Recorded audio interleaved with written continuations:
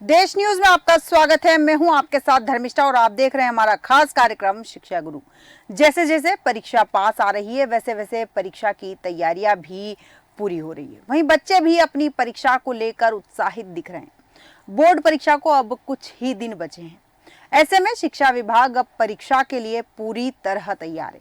कक्षा 10वीं व 12वीं की परीक्षा किसी भी व्यक्ति के स्टूडेंट लाइफ में सबसे महत्वपूर्ण होती है। इन परीक्षा परिणामों को लेकर बच्चे और उनके अभिभावकों में खासी चिंता देखी जा सकती है। यहाँ केवल बच्चों और अभिभावकों जिक्र में नहीं करूंगी, यहाँ मैं उन शिक्षकों का भी जिक्र करूंगी जो उन्हें पढ़ाते हैं। एक तरह से देखा जाए तो ये उनकी भी परीक्षा का समय होता है, क्योंकि वो भी पूरे वर्ष बच्चों को पढ़ाते हैं और उसके बाद देखते हैं कि उन बच्चों का रिजल्ट कैसा होता है। और वही प्रेशर जो बच्चों पर रहता है, बच्चों के अभिभावकों पर रहता है, वही प्रेशर शिक्षकों पर भी रहता है। उनके ऊपर प्रेशर रहता है कि हमने जो बच्चों को पढ़ाया है वो बच्चों को कितना याद है। उनके ऊपर ये भी प्रेशर रहता है कि बच्चों का रिजल्ट बहुत अच्छा हो। लेकिन एक्सपर्ट जो हैं मानते हैं कि बिना टेंशन परीक्षा देकर अच्छा रिजल्ट प्राप्त किया जा सकता है। ऐसे वक्त में बच्चों के साथ साथ अहम भूमिका अभिभावकों की होती है। अक्सर तनाव में बच्चे कम से कम समय में बेहतर तैयारी करने की कोशिश करते हैं, लेकिन तनाव के चलते वो उतनी अच्छी तैयारी नहीं कर सकते। जैसे जैसे परीक्षा का समय पास आता है वैसे वैसे बच्चों के दिमाग में प्रेशर बढ़ता जाता है। बच्चों के दिमाग में चलता है कि ये भी सब्जेक्ट है, वो भी सब्जेक्ट है, सारे सब्जेक्ट को पूरी तरह से पढ़ना है। और उसी चक्कर में कई बार कुछ ऐसे क्वेश्चंस रहते हैं जो उनके दिमाग में चलता है कि हो सकता है ये एग्जाम में आ जाए। और उस विचार को ध्यान में रखते हुए बच्चे कुछ नया खोल कर पढ़ने बैठ जाते हैं। और कई बार वो नया उतना हितकर नहीं होता उन बच्चों के लिए जो वो खोल कर बैठते हैं। इसलिए कई बार एक्सपर्ट सलाह देते हैं कि अब तक जितना बच्चों ने पढ़ा है उसी पढ़े हुए को बार बार रिवाइज किया जाए, और बार बार रिवाइज करने से वो बेहतर तरीके से बच्चों को याद हो जाता है। इसीलिए सबसे बड़ी सलाह दी जाती है कि कुछ नया पढ़ने से बेहतर है उसी पुराने को बार बार रिपीट किया जाए, जिससे कि बच्चों की पकड़ उस सब्जेक्ट पे मजबूत हो सके। दूसरी ओर देखा जाता है अक्सर कि बच्चों से ज्यादा उनके अभिभावक तनाव में रहते हैं और उस तनाव के चलते वो बच्चों पर लगातार प्रेशर बनाते हैं कि पढ़ने बैठ जाओ। कई बार ऐसा होता है कि उनका ये कहना बहुत अच्छा होता है बच्चों के लिए, लेकिन कई बार देखा जाता है कि बच्चे उस प्रेशर को दिमाग पर ले लेते हैं और उस तनाव के चलते जो बच्चों को याद होता है बच्चे वो भी भूल जाते हैं।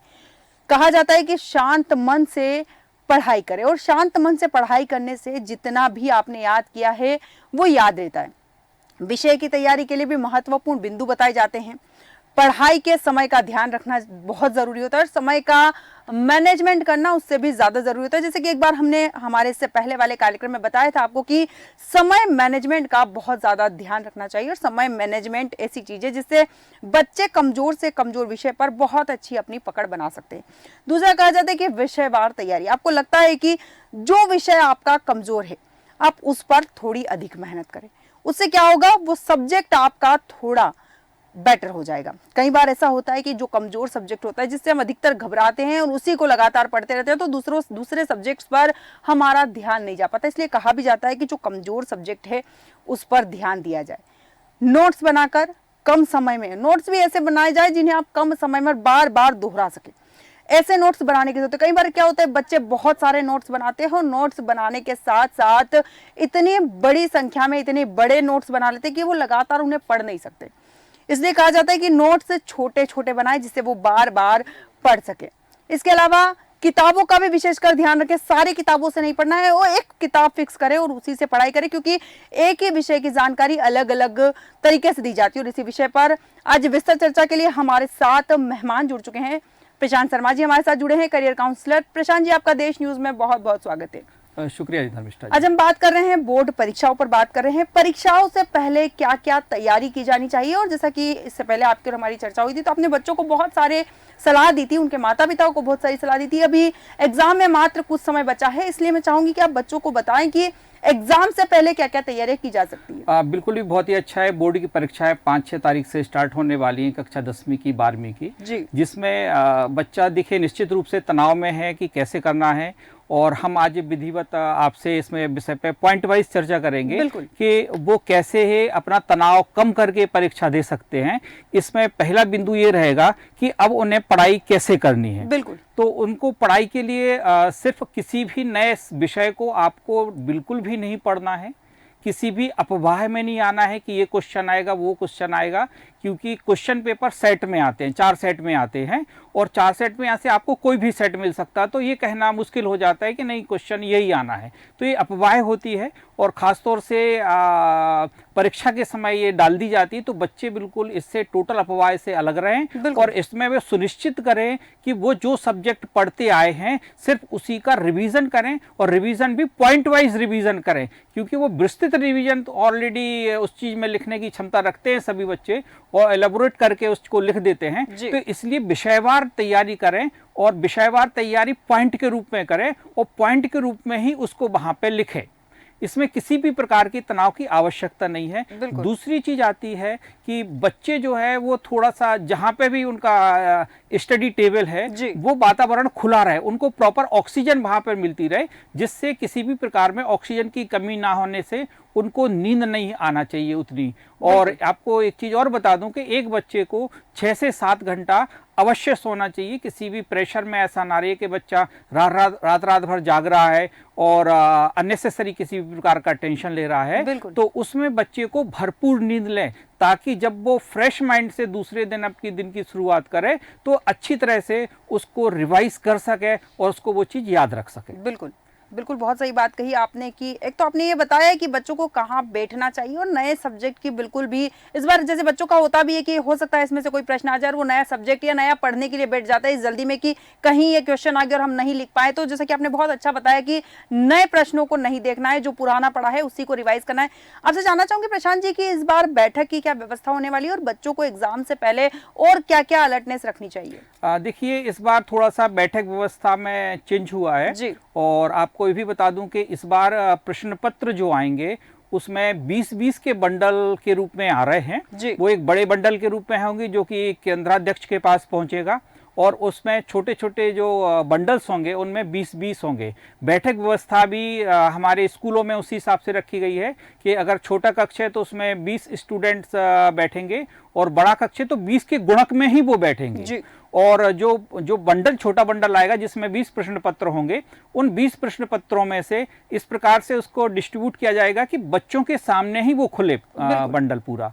और हो सकता है कि बच्चों के सामने जब बंडल खुलता है तो 2-4 हमें कम से कम एक बच्चे को उसमें 15 मिनट पहले अगर वो क्लासरूम में पहुंच जाता है तो वो उससे फेमिलियर हो जाता है, क्योंकि ये प्रक्रिया चलेगी। तो इसमें किसी प्रकार का बच्चे को परेशानी ना हो तो वो थोड़ा सा समय से पहले वहां पर पहुंचे। दूसरी चीज ये आती है कि अगर किसी भी कक्षा के अंदर आप अगर बैठे हैं तो बैठक व्यवस्था इस प्रकार से की गई है कि आप आपस में जो आजू बाजू में बैठे रहते हैं बच्चे, तो उनका किसी भी प्रकार से जो सेट है वो मैच नहीं होगा। उसके सराउंडिंग चारों ओर बच्चे के किसी प्रकार का मेंशन नहीं होगा कि क्या उसको वो देख सके या दूसरे का लिख सके। तो इसमें आप बिल्कुल निश्चिंत रहें कि आपको जो आपके प्रश्न पत्र में आ रहा है आपको वही लिखना है, वही देखना है। दूसरे के जो छात्र है उनका सेट टोटल अलग रहेगा। बिल्कुल ही मिसमैच इस प्रकार से ABCD को बांटा गया है और इसी प्रकार से उसकी बैठक व्यवस्था की गई है कि हमारा प्रश्न पत्र आजू बाजू के छात्रों से ना मैच करे। तो बच्चे इस चीज में विशेष ध्यान रखें। बिल्कुल, मतलब ये माना जा सकता है कि प्रतियोगी परीक्षा की तरह होगा कि आप पास वाले की कॉपी में अगर देख भी लेंगे तो आपका कुछ होने वाला नहीं है। बिल्कुल। और दूसरी मैं आपसे बताना चाहूंगा कि बच्चे जो हैं वो जो हमारा सेंटर है उनका परीक्षा केंद्र है, तो निश्चित ही रूप से सभी परीक्षा केंद्र जो है जिस विद्यालय में पढ़ रहे होते हैं उनसे अन्यंत्र कहीं जगह वो सेंटर मिलता है उनको। बच्चे उस सेंटर को जानते नहीं हैं, तो अगर संभव हो सके तो अभिभावक एक दिन पहले उस सेंटर तक बच्चे को ले जाएं, उसका रास्ता देख लें। और रास्ते में कई बार ट्रैफिक की ऐसी व्यवस्था होती है कि इसमें कुछ कहा नहीं जा सकता है कि ट्रैफिक में कौन कहाँ कब कहाँ फंस जाए। तो आपने अगर रूट देखा होगा तो आप अधिक कम समय में पहुंच जाएंगे और आप शॉर्टकट रूप से भी अपना के पहुंच जाएंगे। और कई बार जब सेंटर नहीं देखा होता है तो अभिभावक और बच्चे वो देखते रहते हैं, ढूंढते रहते हैं सेंटर कहाँ है, कई लोगों से पूछते हैं और घबराहट होती है। तो घबराहट में बच्चे जो याद करते हैं वो कई बार भूल जाते हैं। तो अभिभावकों को सलाह है कि कम से कम एक दिन पहले एक बार वो परीक्षा सेंटर को जरूर विजिट कर लें। बिल्कुल, बहुत सही बात कही आपने कि समय है तो पहले जब सेंटर पता चल गया कि कहाँ हमें एग्जाम देने जाना है तो उस जगह पर एक बार जाकर चेक करके आ जाए कि रास्ता कैसा है। क्योंकि एग्जाम के दिन, बहुत सही बात कही कि आपने, जब एग्जाम के दिन जाते हैं बच्चे और कई बार रास्ता नहीं मिलता है तो वो प्रेशर जो होता है कि समय पर पहुंचेंगे या नहीं, पेपर दे पाएंगे नहीं, वो सारी टेंशन बच्चों के दिमाग पर हावी हो जाती है और जो याद होता है बच्चे वो भी भूल जाते हैं। इसके अलावा प्रशांत जी, मैं जानना चाहूंगी आपसे कि और क्या बच्चों को सलाह देना चाहेंगे आपके एग्जाम में कितनी देर पहले पहुंचना है? देखिए, मेरा है कि आप कम से कम 20 मिनट पहले अपने एग्जाम हॉल में पहुंच जाएं, क्योंकि परीक्षा जो कॉपी होती है उनको 15 मिनट पहले मिल जाती है। बिल्कुल। और उसमें उनको जो भी रोल नंबर या जो पूर्ति करनी पड़ती है उसमें लिखना पड़ता है, उसको लिख के बैठ जाएं। क्योंकि इस बार मैंने बताया कि प्रश्न पत्र का बंडल है वो बच्चों के सामने ही खुलेगा। हो सकता है किसी बच्चे को उस पर बंडल ओपन करते समय साइन वगैरह भी उसमें होता है। अच्छा, इस बार एक और व्यवस्था की गई है कि किसी भी बच्चे को कोई बच्चा हो या कोई टीचर हो या केंद्राध्यक्ष हो, किसी को भी मोबाइल रखने की परमिशन उस सेंटर में नहीं है। सिर्फ जो कलेक्टर प्रतिनिधि इस बार सभी स्कूलों में जो निरीक्षक के रूप में रहेंगे, सिर्फ कलेक्टर प्रतिनिधि ही मोबाइल रख सकेगा। क्योंकि उसको एक एप्लीकेशन में सारी जानकारियां समय समय पे मेन सेंटर को, कंट्रोल सेंटर उसको देनी होंगी। तो किसी भी प्रकार के मोबाइल फोन सभी वर्जित हैं। तो बच्चे ना तो घर से ले जाएं, अन्यथा ऐसी बात आ जाती है कि उन्होंने परीक्षा टीचर्स के पास जमा कर दिया फोन और बाद में अगर वो कहीं मिसप्लेस ना हो जाए, उसी के डर से वो पूरा चिंता सताती रहती है और वो कोई आया हुआ भी कहीं भूल जाते हैं। बिल्कुल। तो इस चीज में विशेष रूप से ध्यान रखें कि हमारा परीक्षा सेंटर के ऊपर वो कम से कम 20 मिनट पहले जरूर पहुंचे वहां पे। बहुत सही बात कही आपने कि परीक्षा सेंटर पर 20 मिनट पहले। और ये जो मोबाइल फोन की आपने बात कही कि मोबाइल फोन अलाउड नहीं है, क्या इसका सबसे बड़ा कारण ये है कि नकल पर भी रोक लगाई जा सके? बिल्कुल, इसका मुख्य कारण है कि कई बार ऐसा होता है कि वो वे कहीं पे भी हो सकता है, वो टीचर के थ्रू भी हो सकता है, पर्यवेक्षक के थ्रू भी हो सकता है।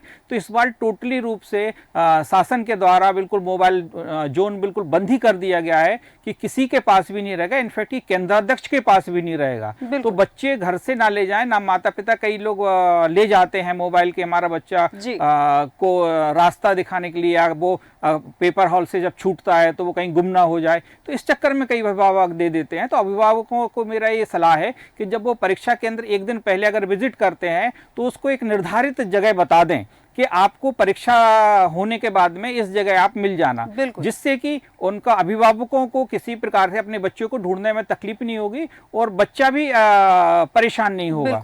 तो इसमें ये बहुत ही फायदेमंद है कि आप अपना परीक्षा सेंटर एक दिन पहले विजिट कर लें। बिल्कुल बिल्कुल, बहुत सही बात करी कि परीक्षा सेंटर एक दिन पहले विजिट कर लें। लेकिन एक चीज और यहाँ देखने में, जैसे कि आपने कहा कि इस बार जो प्रश्न पत्र बच्चों के आने वाले, वो बच्चों के सामने ही खोले जाएंगे।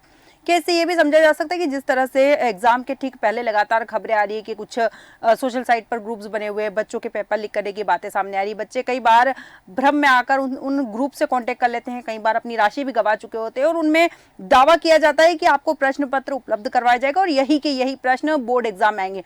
क्या ये एक तरह से उसको भी रोकने की कोशिश की गई है कि इस बार जो पेपर है वहीं के वहीं खुलेंगे, तो आप इन भ्रम में ना आए?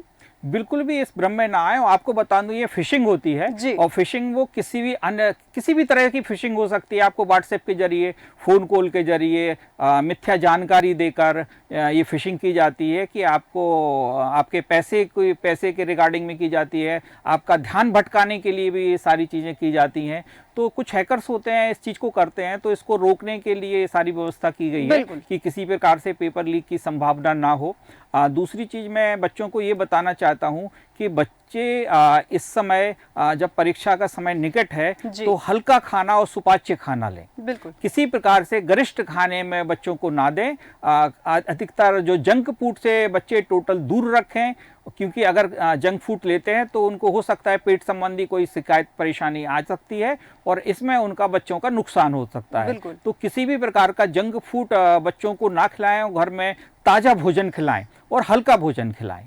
और उनको एक और बात थोड़ा सा फॉलो करें घर के अंदर कि हर हालत में आप लोग 6:30 से 7 बजे तक खाना अपना खा लें, शाम का खाना।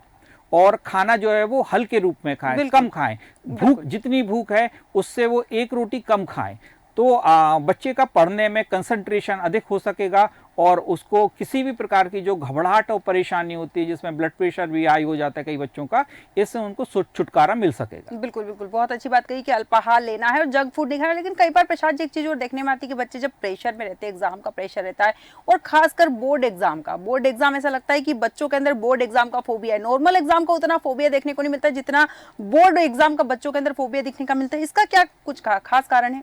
बिल्कुल भी इसका देखिए, फोबिया होना बहुत ही स्वाभाविक बात है कि आपको किसी भी वर्क जो आप करते हैं, अगर आपने प्रॉपर तरीके से वो सिस्टमेटिक धर से, जैसे आपने समय प्रबंधन की बात शुरुआत में आप कर रहे थे कि अगर आपने समय प्रबंधन प्रॉपर तरीके से नहीं किया हुआ है तो ये बिल्कुल डर लगना स्वाभाविक है। और इसी डर को हल करने के लिए माध्यमिक शिक्षा मंडल मध्य प्रदेश भोपाल द्वारा एक हेल्पलाइन नंबर भी जारी किया गया है। उस आप हेल्पलाइन नंबर पर भी फोन करके आप बातचीत कर सकते हैं और अपनी समस्याओं का समाधान कर सकते हैं। आप अगर हेल्पलाइन नंबर नोट करना चाहें तो हेल्पलाइन नंबर है 1800-233-0175। एक बार मैं फिर से रिपीट करता हूं, 1800-233-0175। आप इस नंबर पर भी फ़ोन करके अपनी मदद ले सकते हैं, सलाह ले सकते हैं। अगर आपको कोई कन्फ्यूज़न होता है, कोई आपको अफवाह मिलती है, तो इसमें भी आपको बड़ी राहत मिलेगी और उचित सलाह आपको दी जाएगी। बिल्कुल बिल्कुल सही बात कही आपने कि ये सलाह हेल्पलाइन नंबर जारी किया गया है और इस पर सलाह मिल सकती है। एक चीज़ और जानना चाहूंगी यहाँ पे कि बोर्ड एग्जाम्स और जो नॉर्मल एग्जाम्स होती है बच्चों की, इन दोनों में फ़र्क क्या है?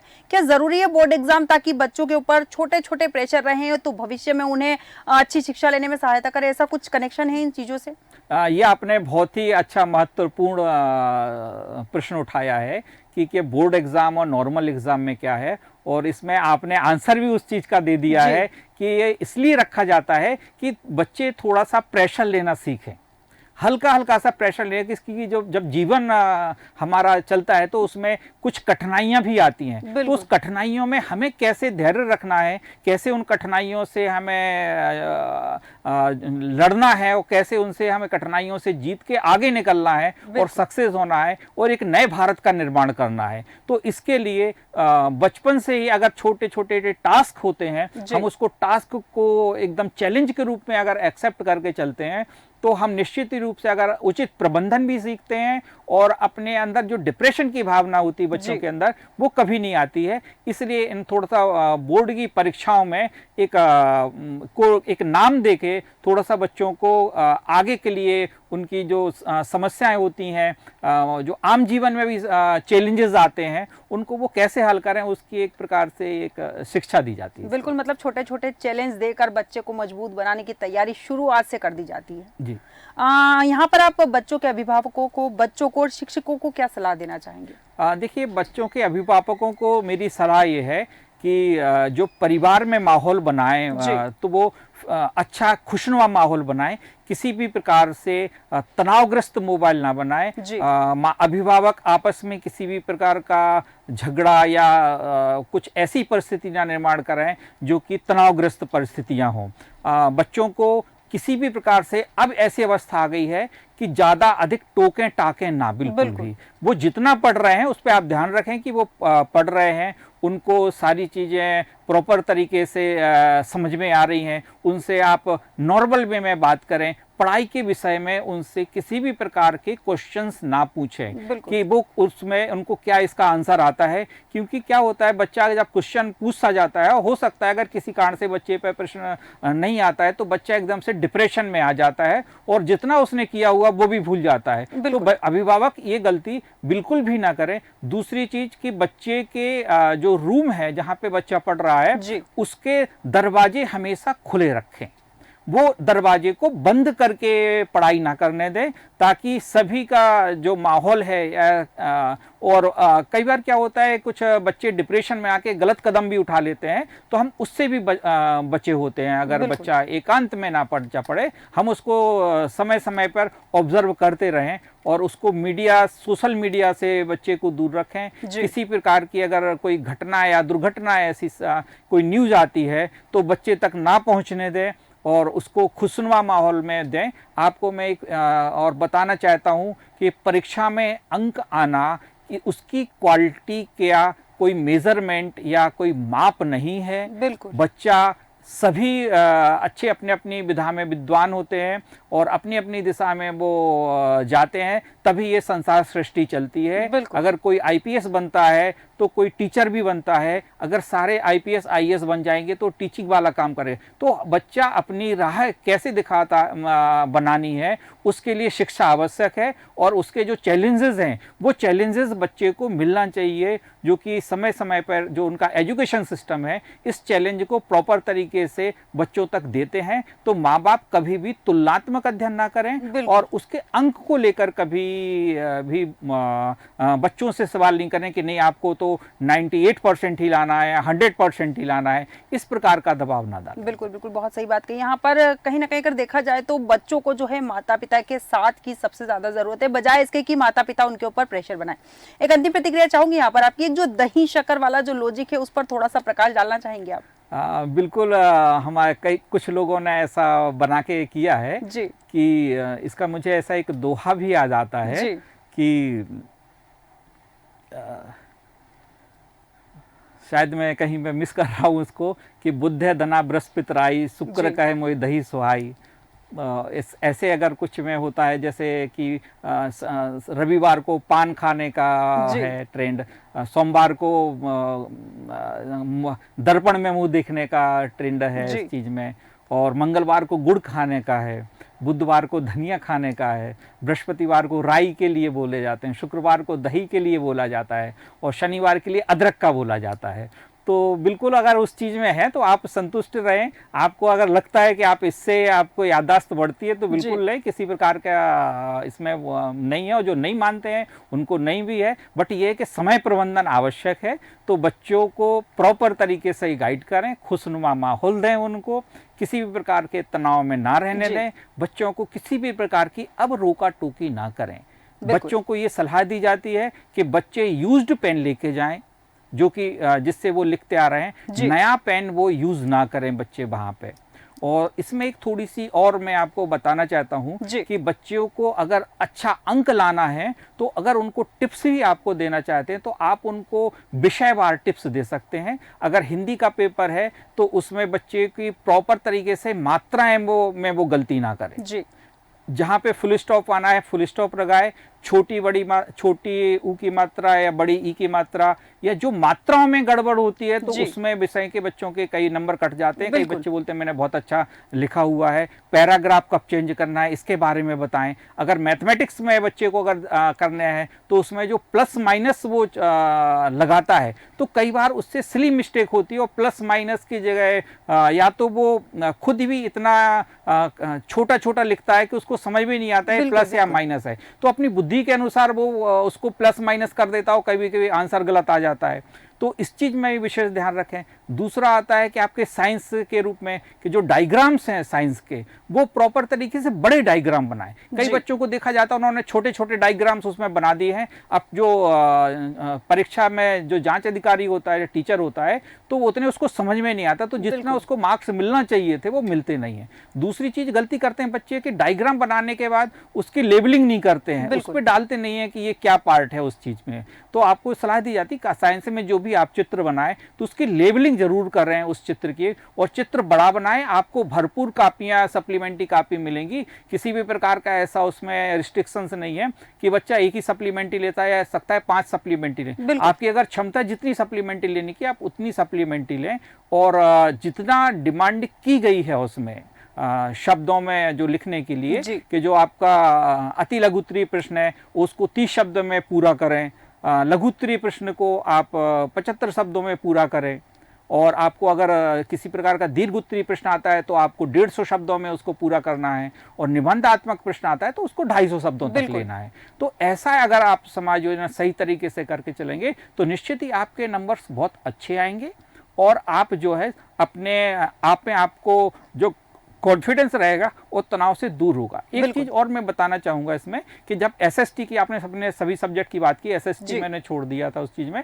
तो एसएसटी में आप जो नाम लिखे जाते हैं किसी भी पर्सन के, जो है जो हीरोज होता है उसका जो नाम है, कई बार बच्चे वो गलत लिख देते हैं और जो सन वगैरह होता है वो गलत डाल देते हैं। तो इसमें विशेष ध्यान रखें कि हम जो भी लिखें नाम या सन हम लिख रहे हैं, क्योंकि विशेषता जो चेक करने वाला होता है इन्हीं खास दो चीजों पे उसका कंसंट्रेशन होता है कि बच्चे ने इसमें गलती तो नहीं की, और अधिकांश गलतियां उसी में पाई जाती हैं। तो अगर बच्चे इस प्रकार से अगर थोड़ी सी इस चीज में विषयों को, हमारी बातों को अगर ध्यान में रखेंगे तो निश्चित ही बेहतर उनको अंक मिलेंगे। बिल्कुल बिल्कुल प्रशांत जी, बहुत बहुत धन्यवाद। आपने इतनी रोचक जानकारियां बच्चों को दी है परीक्षा को लेकर, सभी जानकारी आपने दी उसके लिए बहुत बहुत धन्यवाद आपका।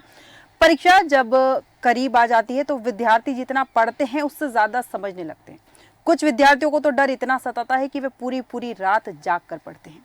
परीक्षा जब नजदीक हो तो जैसा कि हमारे प्रशांत जी ने बताया कि स्वस्थ आहार और पर्याप्त नींद भी लेना जरूरी है, और परीक्षा के दौरान इस तरह पढ़ाई न करें कि आपका स्वास्थ्य खराब हो जाए। कम अंक हमें हताश होने के लिए नहीं बल्कि भविष्य में बेहतर करने के लिए प्रोत्साहित करते हैं। हमारे आज के खास कार्यक्रम में इतना ही। बने रहिए देश न्यूज़ के साथ।